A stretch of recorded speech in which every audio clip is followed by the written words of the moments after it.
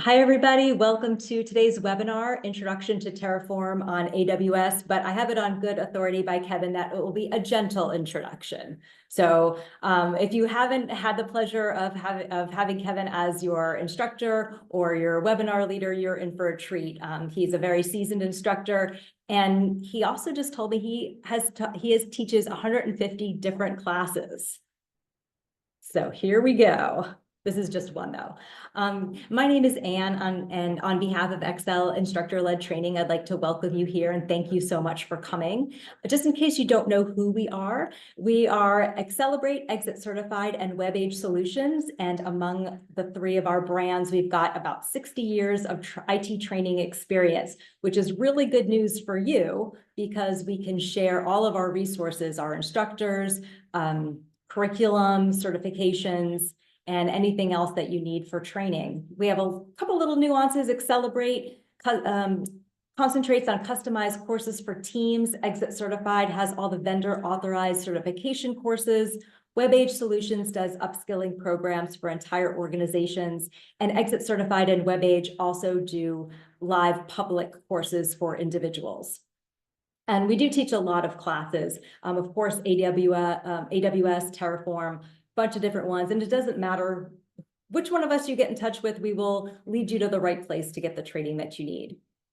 And speaking of training that you probably need, we do have an automation with Terraform and AWS EKS training coming up for a public virtual course. It's running December 9th. And you will get 60% off if you would like to sign up for that. So it's just $249 for the day. It is live, instructor-led, hands-on.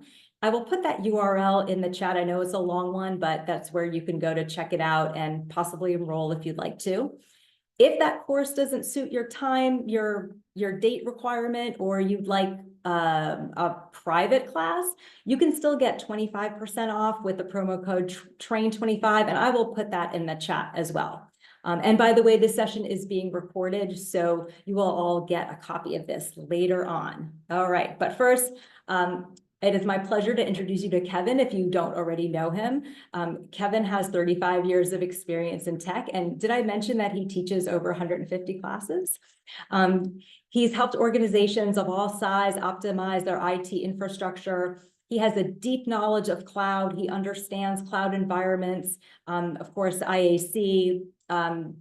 He's the perfect person to be giving this webinar because he's so deep into AWS and he's also a Terraform trainer. But he's also very well-rounded because he knows Python, databases, big data, you name it. So with that, I'm going to go ahead and stop my share. And Kevin, I will turn this over to you.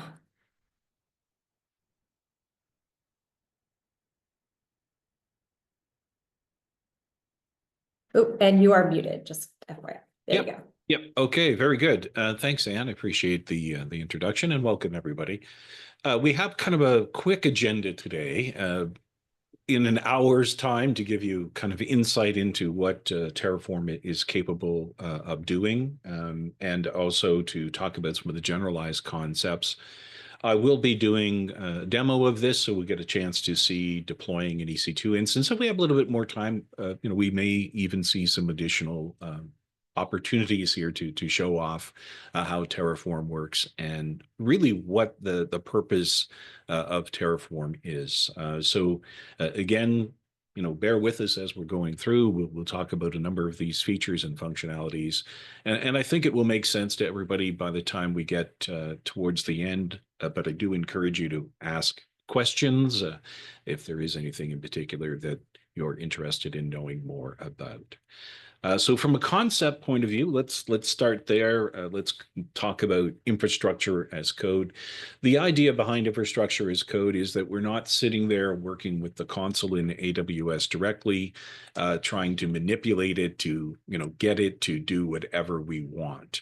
That's the biggest issue that I think a lot of people have when they're dealing with these environments, is it does take a long time to get the environment up, running, and prepared. If we can turn that over and provide a mechanism for this via some kind of tool that can give us a couple of insights to make things more manageable for the organization itself. IAC tools have been around for a while. Maybe you've worked with Chef or Puppet. Maybe you've worked with some of the other things like CloudFormation. Uh, Maybe you've not worked with any of that, and that's okay. As I said, we can go from the console approach. The console approach means we're coming here inside of AWS. We're going to get logged in. We're going to go to our EC2 instance, and we're going to manually launch it. And that means that we need to kind of know all of the details behind what needs to be put into these forms. And that's really what it's about, what needs to go into the form. The idea is once we go through this process, we have the ability to have an instance available to us up and running, right? That's kind of the idea. What is an instance? It's a VM, right? A VM.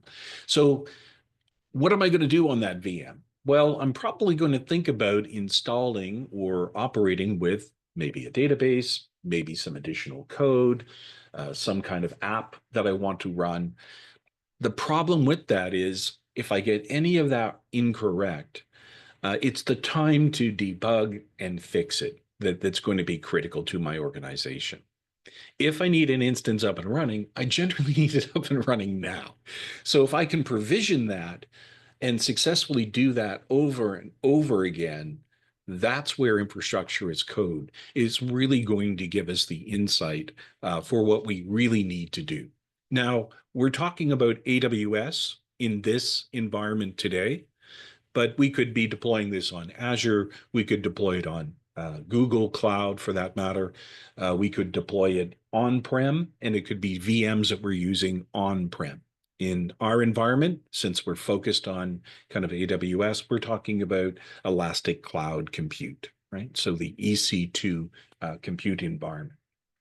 HashiCorp has all kinds of information that you can learn about from their actual websites. Terraform.io here is essentially where you would go if you're looking for more information about that. I'll put that in the chat if anybody wants to follow along. Once we're here, though, we need to kind of set up our environment. So the first thing that you would typically do would be to download Terraform.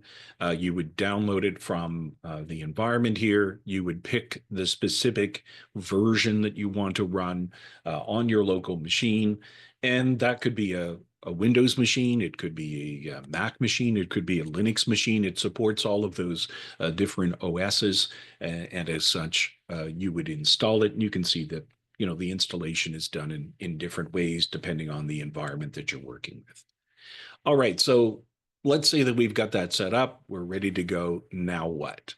Well, we said that we wanted to provision an EC2 instance and get it set up and running, right? So the idea of getting that resource set up remotely and those services available. But there's more than just provisioning the instance. There's a lot of behind scene things that need to be configured as well. If we think about the cloud environment kind of being a container, and again, bear with me on that term because it does mean something else if we're talking about Kubernetes and Docker, but a container of services, that's really what we're talking about. Inside of the VPC, the virtual private cloud, we set up our instances to run. And as I said, one of those might be that cloud compute. It might be a database. It might be a web server. It could be Kubernetes in itself that we would want to deploy and manage maybe many Docker containers. Each of these are things that we need to think about. In Terraform, we refer to the resource as the instance, and we refer to its individual pieces, in other words, the configuration pieces, by code. And you can see it's pretty simple here. In this example that we're seeing, we say resource AWS underscore instance, and then we give it a name, EC2-T2 West 2. Why the name? Well, if we're deploying thousands of these, right, we need to have a way of uniquely identifying them. That name will actually end up in our instance name here on AWS right here. We will get a generated instance ID that will be generated by AWS. Each of those will be unique. That's something that we can pull back in Terraform. We'll see that a little bit later. We can have our instance state, right? It's going to be up or not up, right? Running instance, or maybe terminated instance if it's something that we've stopped later on. We're going to have the instance types and so on. This is all going to happen because of the resource that is sitting in our .tf file. That's as simple as I can talk about when it comes to configuring something, as you really need to understand. It's a declarative instance. So what kinds of things can we declare? Here's an example beyond just the resource of other information that we typically declare inside of Terraform. So the first thing that we do is we say the provider that we want to use. In this case, AWS. As I said, it could be Azure, could be Google, could be something else. There's many different providers available today, and you can certainly go out and look at those at Terraform. We need to set the version. We need to set up the region that we want to deploy the instance to. And again, this could be done directly in the code, as we're seeing here. It could also be set up with variables that we read in. We'll talk about that a little bit later here in the class. And then finally, we've got our resource, and maybe we even give it a special tag that we can look up later on, where all of the resources of this type have that tag, and we can treat them as a group, or however we want to provision them as that resource in the cloud. Those are important details, but the most important part is, if we're looking at deploying an EC2 instance, the resource with the type, and of course the AMI. The AMI, or Amazon Machine Image, is simply a virtual machine that pre-exists on our environment. Now, this could be our own, or it could be an AMI that's already available from Amazon. That means that we could work with many different types here, depending on our requirements. When we were looking at that screen at AWS earlier, which is right here, you can see that there are a bunch of different instance types. In fact, today, there's actually over 8,000 instance types that we can choose from. We could also upload our own, which is more likely, given the world today. We probably would configure our own environment for whatever we are trying to do. But you can see here, the different AMI types, and each of them have a unique identifier. So that's the unique identifier that we're using here. And then the other part of that would be the type of instance that we would want to run. There are many types, as you're probably well aware, in AWS.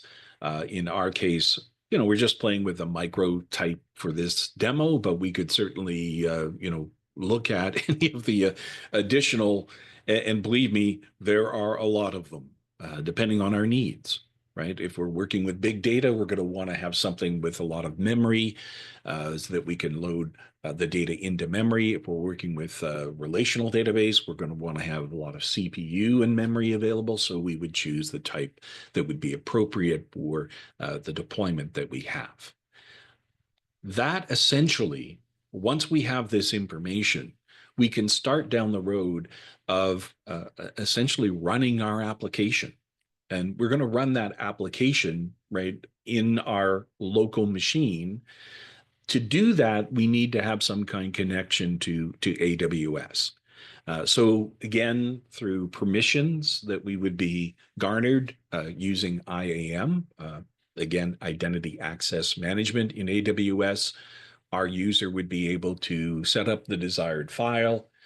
They would actually be able to apply that resource as defined, and then deploy that to the cloud environment.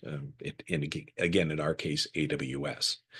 Those pieces are very important, and the steps to do so are also very important to understand. So as I said, I was going to demo as we're going along.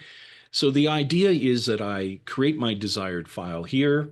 again, with the resource, maybe modules that I need. I run it and it creates a state file. This is the most important thing that I think people overlook when it comes to Terraform. And that is that Terraform can generate a file that keeps track of everything that you've deployed.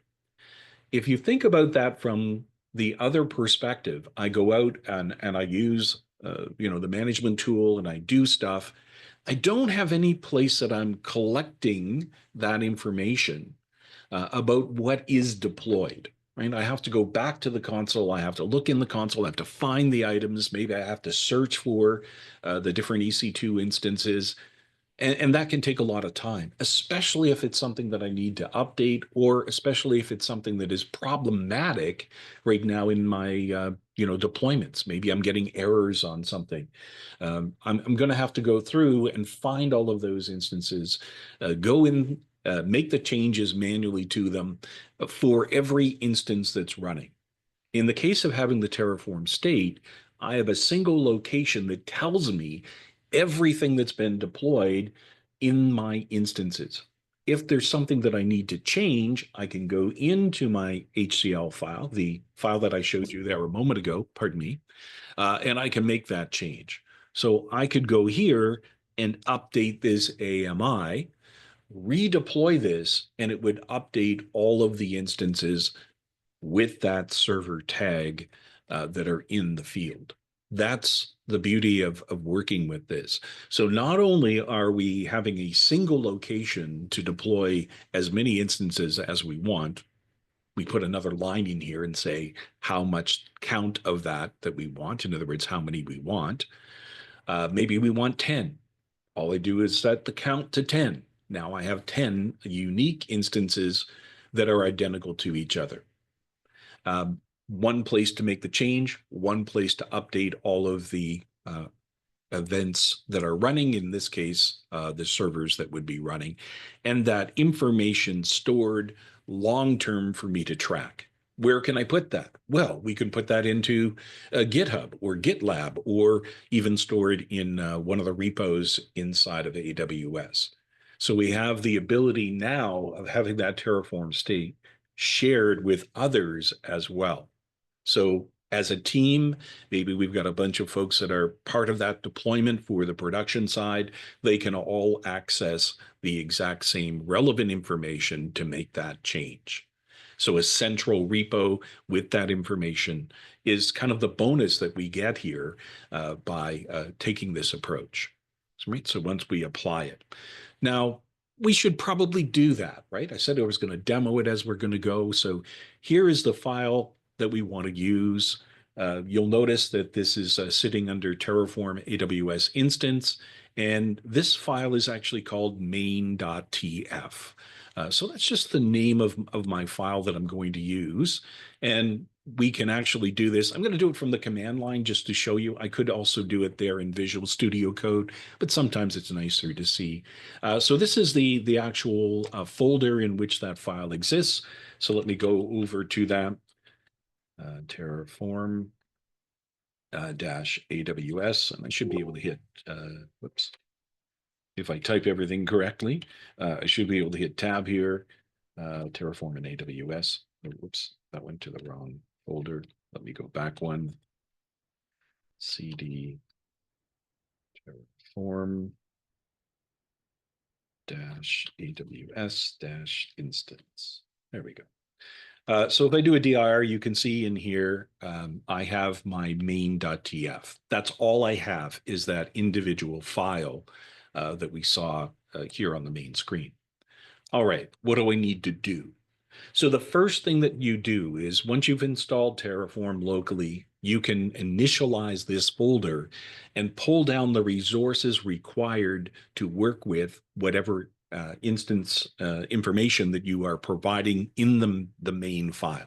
So in our case, we are going to do Terraform init like this.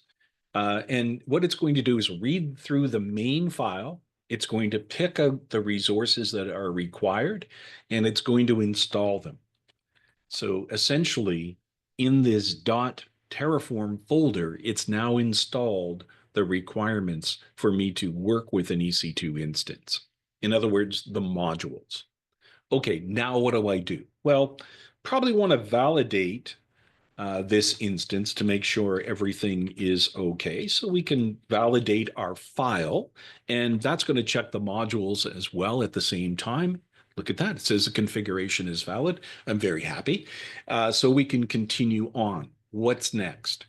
Well, I may want to know what is going to change between what I am writing here and essentially what is deployed out here in AWS. And right now we can see that there is nothing deployed in AWS, right? No instances running, nothing available.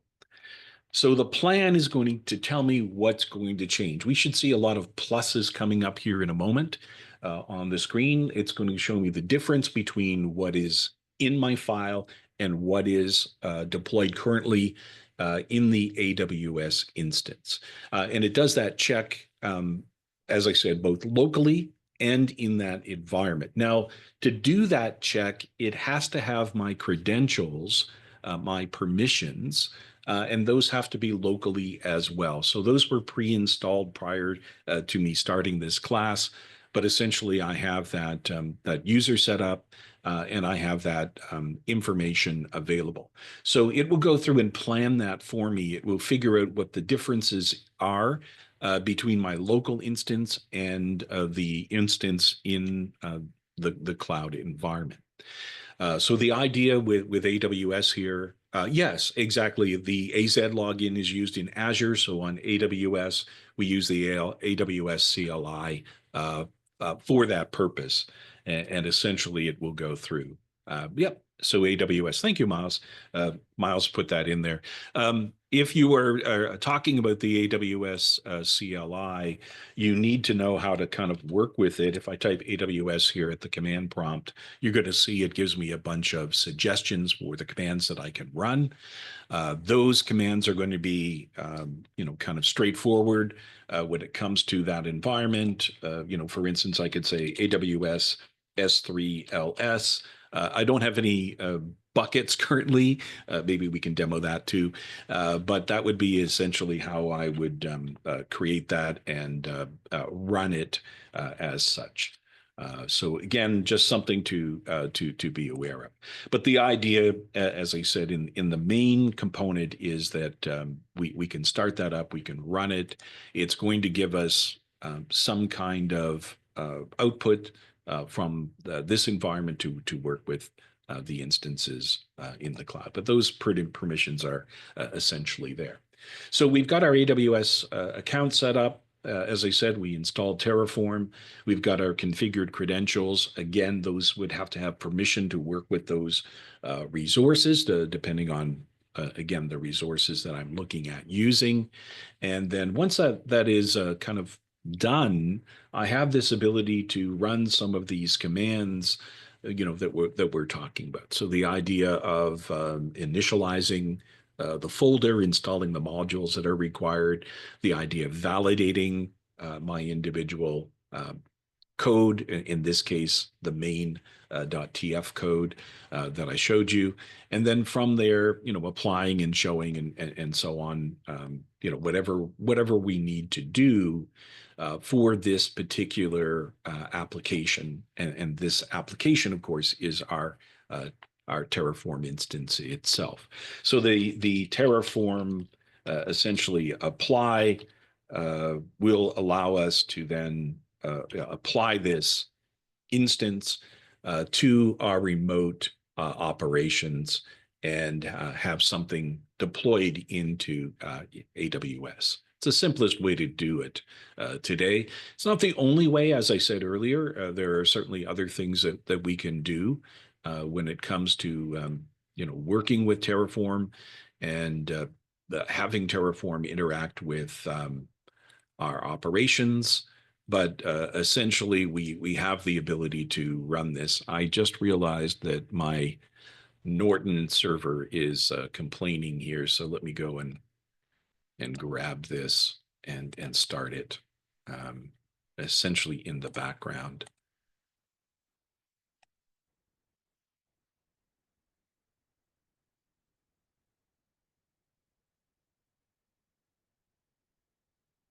I think it's actually hiding behind my application here. Hang on a second, folks.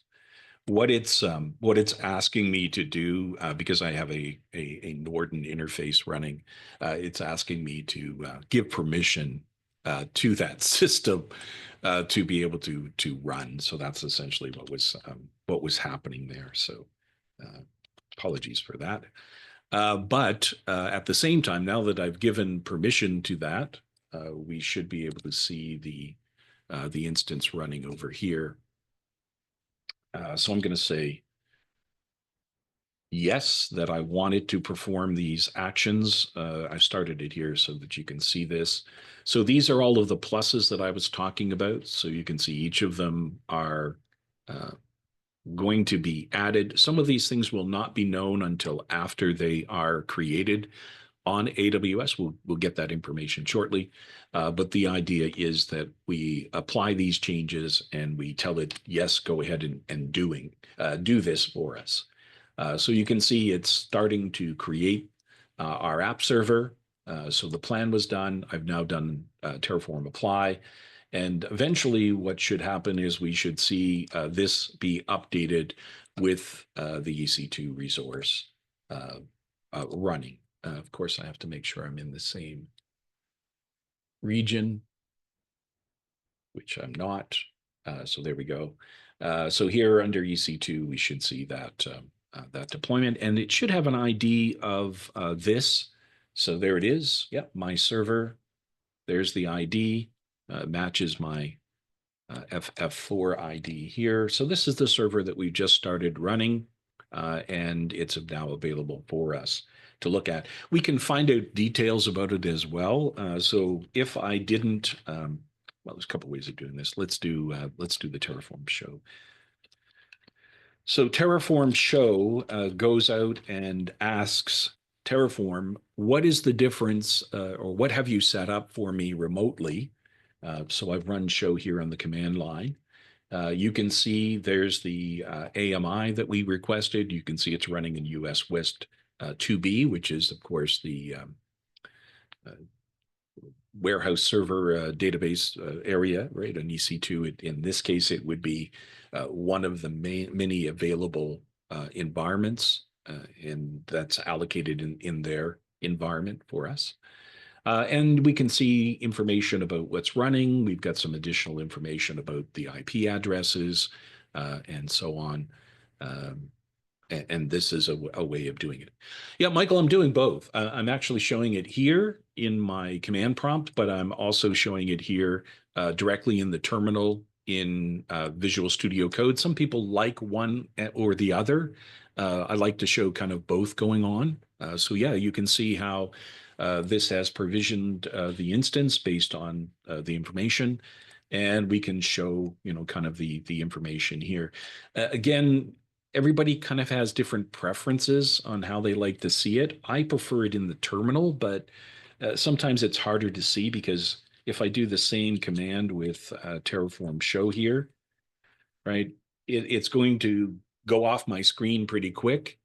And then I, kind of have to scroll up, but it's the exact same command that I ran here as well. So that's just one of the ways that we can work with Terraform and set things up. We could do things with, somebody asked about VPC.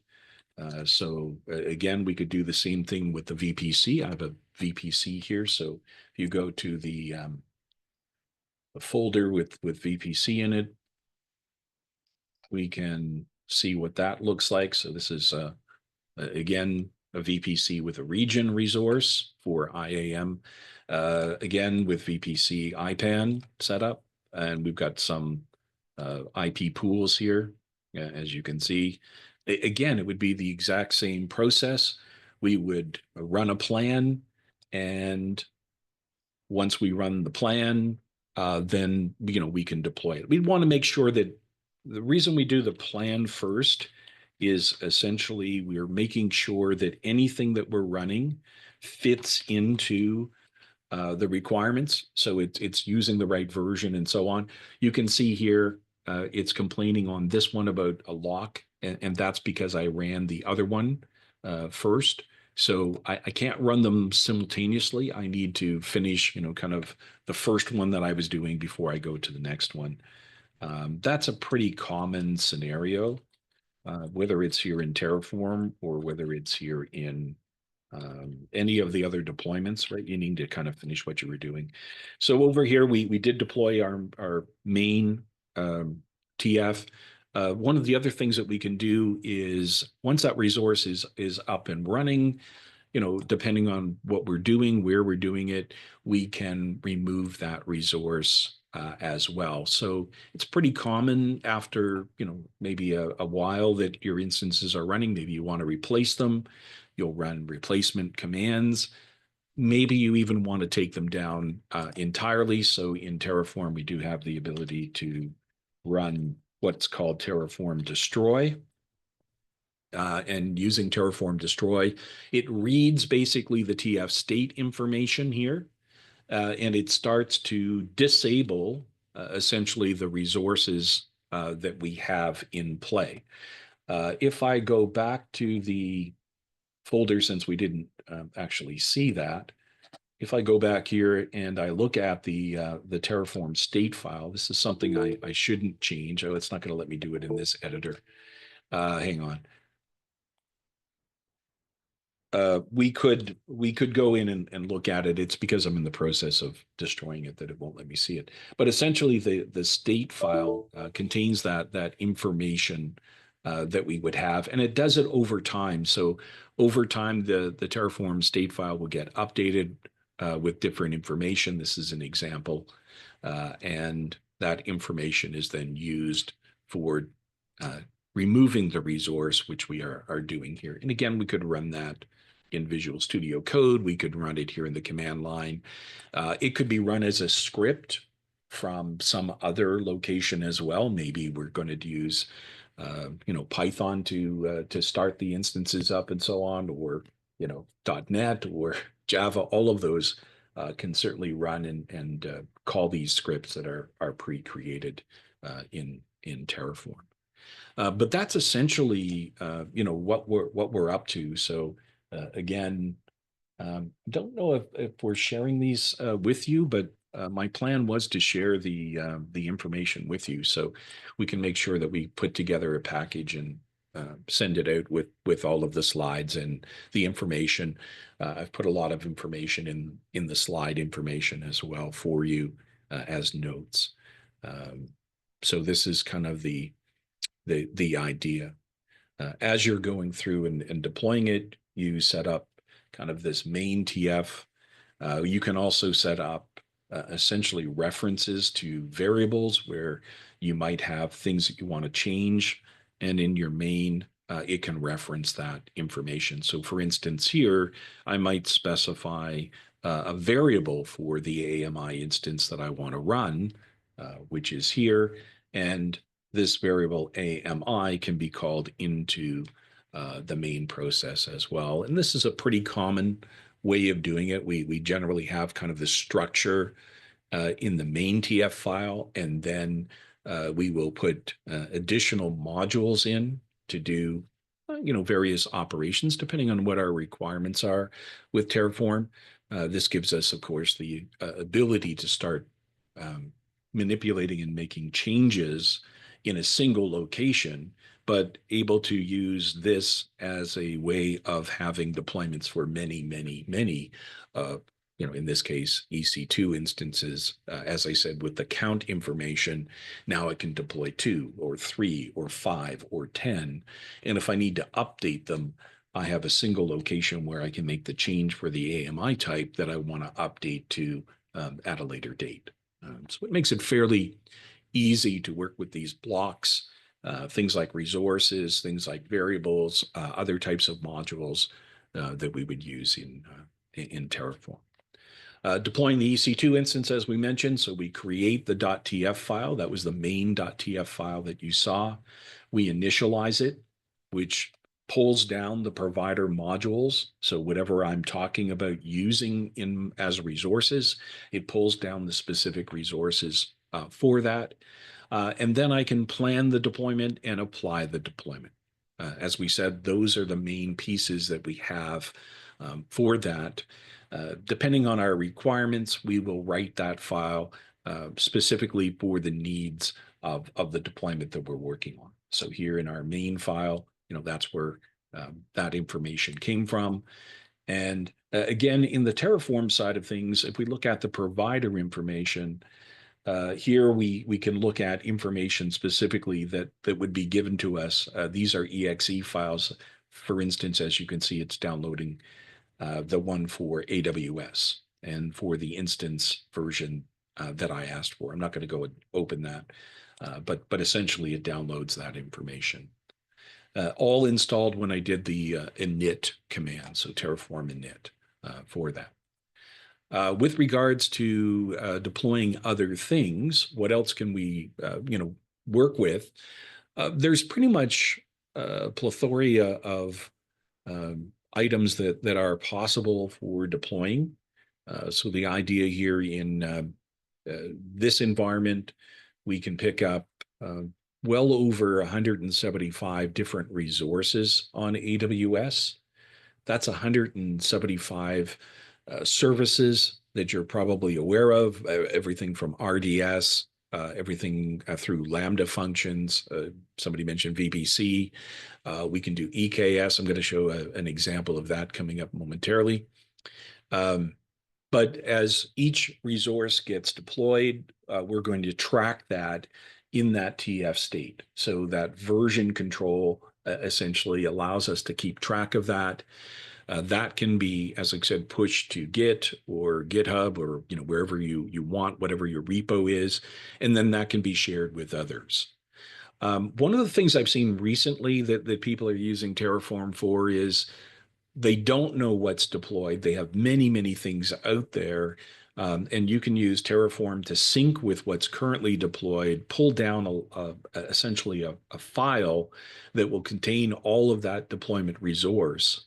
And then you can go through that and kind of push that out into TF files and recreate essentially what you've done in that cloud environment, which is kind of a different approach, right? But certainly is an approach that would save a team that's trying to track essentially what's been deployed in the cloud a lot quicker, right? That's something that often happens. The other thing that will happen is you get drift.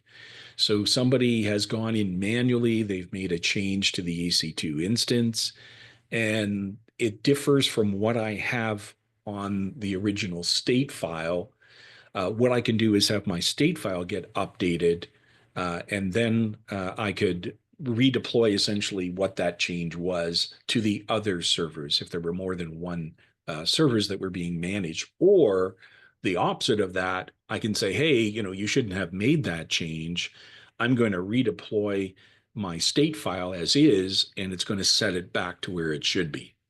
So there's kind of a different way that people are now thinking about using Terraform beyond just managing the deployment initially, but it's maintaining it, over the long term as well.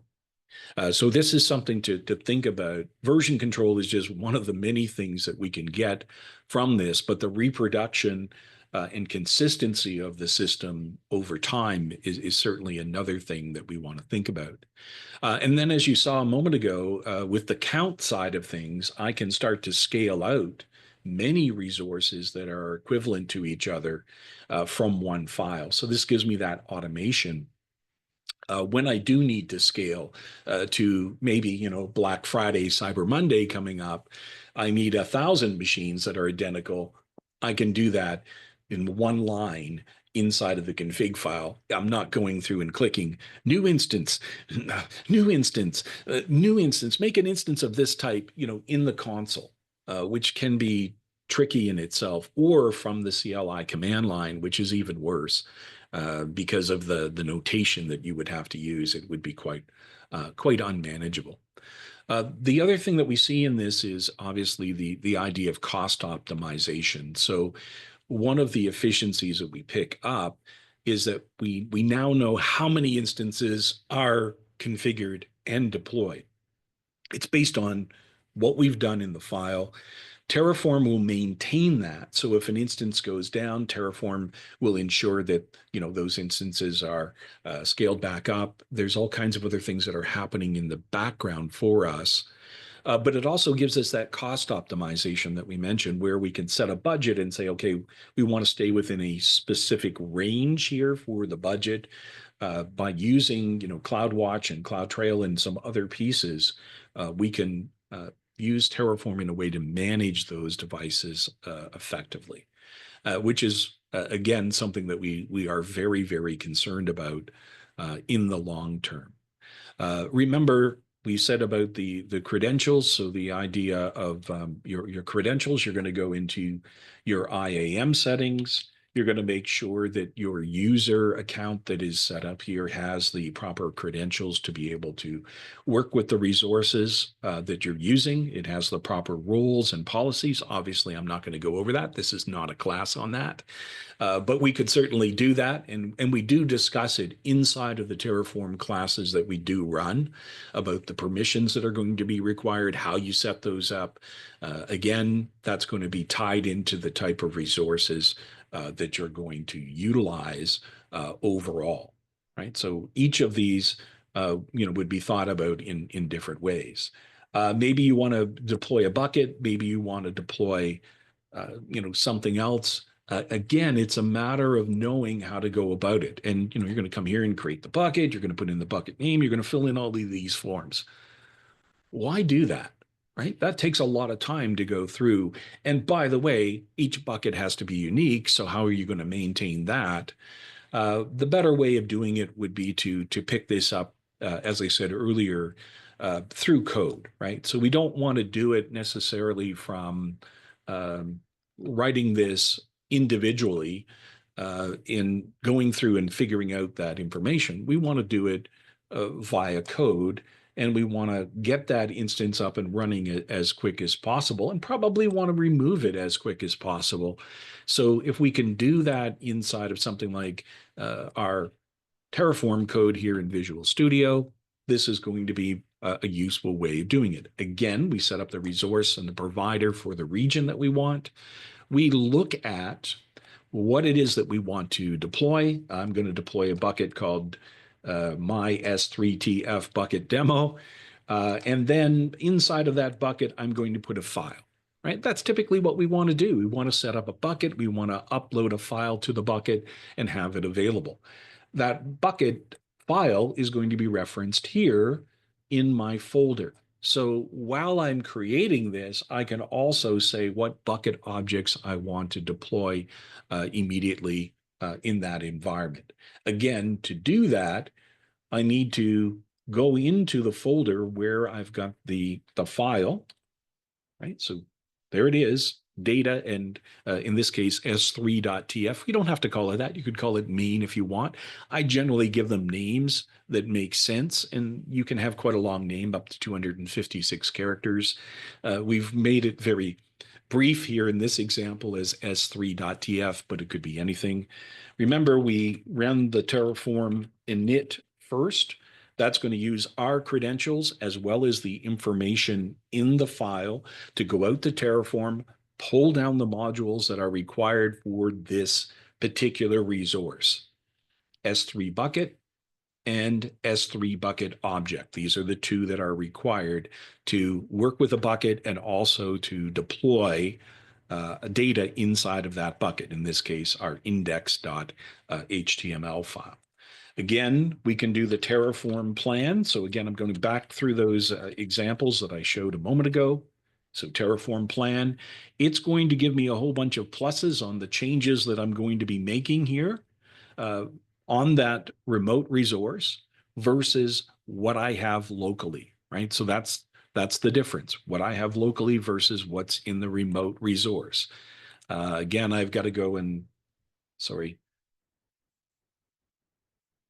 they updated in the last week or so Norton, and it's getting really annoying because it wants to come up and basically get in my way every time I try to do something.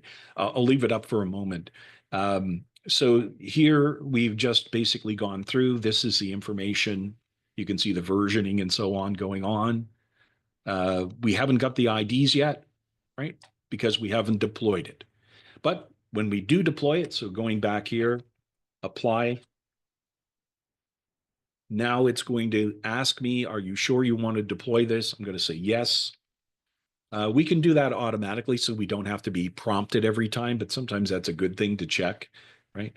And it's starting to create the buckets in that remote resource. We may get an error depending on what we're trying to do. The specified bucket does not exist. It says, okay, so it's probably just a location where we've updated the information but haven't actually got the bucket there yet. There it is. So that worked. Yeah. So in the process of that, we can put in basically a set time for it to do one and then the next. In my case, it's doing both at the same time. So we'll see if once we've got the bucket there, yeah, there we go. So now it says that it did it successfully. Again, it depends on what we're trying to do and how we're trying to do it and the order that we're trying to do it, but eventually it got the index.html file there. Again, same thing. Once we are done with that, we can go and destroy it. So here, destroying the resource, removing it, and so on. This is essentially what we're going to do. Yeah. Yeah, I'm not showing the credential file because that would be a violation. The second I show you the credential file, I would have to call AWS and say, hey, I've shown people my unique secret credential file, and I'm certainly not going to do that. But yeah, the credential files are generated in IAM for a user. And again, if you don't know how to do that or you want to know more, we've got lots of great courses on that. Miles has also put in information about how you go about configuring that. You type AWS configure, and you can set up the region and so on. But again, I can't show you that. Obviously, that would be a violation, and not going to do that here in the class. All right, so what just happened? I said destroy. So let's go see if the bucket's still here. Nope. So again, if I go out here and do a quick refresh on the screen, you can see we've now removed the bucket. So it's that simple in managing resources, especially here. We can destroy them, remove them, we can update them. Pretty simple way of working with this. And again, it's really up to you where you want to run these kinds of operations in order to see the setups that are being done.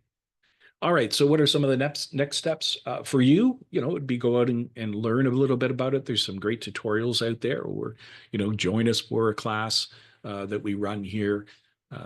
And again, those run quite frequently, not only on AWS, but Azure and in Google Cloud. We certainly have the capabilities of walking you through that. I do want to open the session to see if there's any questions. We're about 10 minutes before the end. And I can run a more higher level demo if somebody wants to see a larger deployment. We can certainly do that. Is Terraform preferred over CDK? That's a great question, John Henry. Thank you for that. I also teach the AWS CDK classes. So just to give you an idea of coding differences, so let's look at this example of just deploying an S3 bucket, right? We've got 33 lines of code to deploy a bucket. That's it, okay? So since you asked, let's go and look at deploying. Let's use the Python one because that's even simpler code. So here is deploying a bucket with Python. We could do this with Java. We could do this with .NET technically today. Mostly Python and JavaScript are used because Node is typically the way that we would do that, or here in Python. All right, so here's the equivalent in CDK of deploying a file to a bucket. First off, I have to import all of the Python libraries, and it's even worse if I'm working in JavaScript.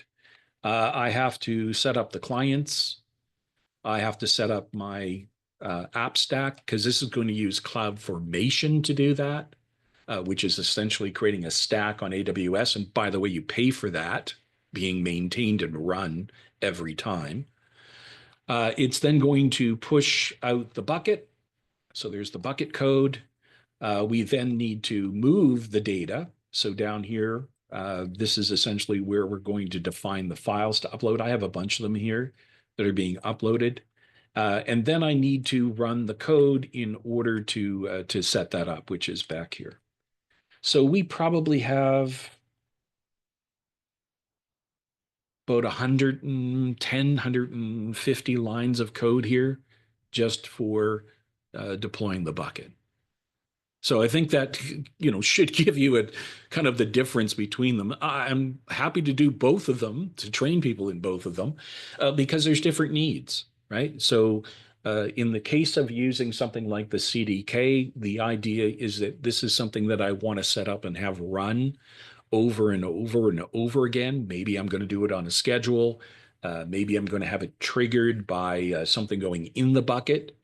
In the case of Terraform, I'm setting up the bucket and I'm pushing the file, but I'm not really doing anything additional to that. I would need to set up Lambda functions that would then look for my bucket and would do the same thing, trigger or schedule the buckets to get updated. So there's different reasons for using a CDK approach than using the Terraform approach. Does that answer your question? That was kind of the idea behind it. Overall, is that there are different reasons for choosing between them. I hope that answers your question, John Henry. It really would depend on what the requirements are in the organization and why you're doing something specifically for that. The other thing I said, I would show you a kind of a larger example. So let me show you, just before we wrap up today, a larger example of this. This is actually the class that's coming up in December, where you're going to build out an EKS instance. And this will give you kind of an idea of where you would be headed over the time of taking the class and learning about these pieces. You can see that there's actually 4 pieces here that are used, because this is obviously a larger deployment that I'd want to do in a clustered environment, where I'm deploying to Kubernetes. So here at the highest level, I actually have the defined AWS VPC, so the virtual private cloud, that container where I'm going to load up all of my information and the ports and so on that I'm going to set up, along with the IP addresses. Down here, I start to set up the node groups. These are going to be used to run different types of Kubernetes servers. So the EKS is going to run EC2 instances or serverless instances. We can see that there's some additional policy information that needs to be set up for the cluster, like giving it a name. Some of these are coming in as variables because it's easier to manage. So one of the things I could do is set up the region variable. In Terraform, I might have a specific one for the Terraform pieces that I want to use. So the Terraform TF is pretty common for this. And again, combining all of these things and then initializing this, I could go ahead and deploy it. One of the ways of doing that, as I said earlier, is directly in the terminal. So here I would go ahead and say Terraform, again, init, because it's going to allow me to download all of that information for the modules that are required. So the VPC modules, the EC2 modules, the EKS modules. As you can see, it's just installing the EKS module right there on that command line. Then I'd do the plan. It would show me a long list, probably pages and pages and pages of information that it would want me to do. And then I would do the apply. And so that's kind of the idea of working with these. Oh, and by the way, if you install in Visual Studio, if you install inside of Visual Studio the AWS console, which you can do, you can actually look at your different regions, including the one that we're working in, which is Oregon West, and I can actually see that and follow this without having to even open up the AWS management console to see if things were successful. I could also run the other commands, right, from the CLI to make sure that those have been deployed as well. But that's kind of the idea here. There are a lot of different pieces. We need to understand, you know, the two main pieces, the resources that we want, and the data associated with it, which you're going to see down here, the policies and so on. Once we understand those, it becomes fairly easy to essentially deploy any kind of environment that we want on AWS. And Terraform keeps these up to date relatively, within, 2 to 3 months of new services being deployed. There'll be new types and modules that you can work with from Terraform. All right.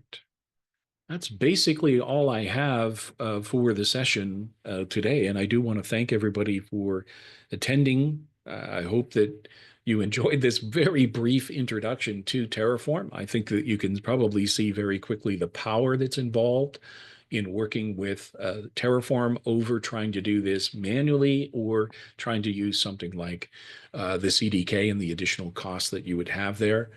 The idea behind this is to make infrastructure as code as simple as possible. As the demand increases, we have ways of tracking what is changing within our environments through the Terraform state. And we have a simple way of redeploying, if required, the original information that was used to create whatever resource it was that we required in the cloud, whether it's on AWS or Azure or Google or on our own on-prem environments with VMs. Terraform really does give us a great solution to be able to deliver the requirements that we have today in an auditable way. I want to thank you, everybody. If you do have follow-up questions, please feel free to ask them here. We'll stick around for a few minutes yet. And I hope to see you again. Yeah, tomorrow. Kevin's back. Tomorrow. Kevin's back again tomorrow. You get a double feature with Kevin Clements, so that's pretty awesome. And also, I just wanted to thank Kevin for being here and delivering this great webinar tonight, and also to Miles Brown, another wonderful instructor of ours, for staffing some of the chats and putting in those links. Thanks, yay, go team. And if I could just share real quick for anyone who may still be on, I'm hoping that you can see my screen that has the class automation with Terraform and AWS EKS training. This is the course that Kevin was talking about a little bit, and it's available for private sessions, private classes, and if you need it to be customized, Kevin's really great at pinpointing exactly what you need and delivering it. But also, if you're just one or two people that need to get trained, we've got USD 249. This is 60% off the normal rate. It's guaranteed to run. It's an online virtual class, hands-on, live instructor-led. It's running on December 9th. So if you're interested in that, you can just click that little enroll and get in there. One other quick thing, we have recorded this webinar and we will be sending you the URL for the link. If you are interested in Kevin's presentation and the slides, just let us know and we'll be very happy to send you those out. All right, well, I guess with that, I will sign off, send everybody out into the world, and hopefully we will see you tomorrow. Yes, thanks, for data Kevin, science and learning. Yeah. yay. Amazing. Okay, thank you, everybody. Thanks, Kevin. Have a wonderful rest of your day, and we'll see you soon. Bye-bye.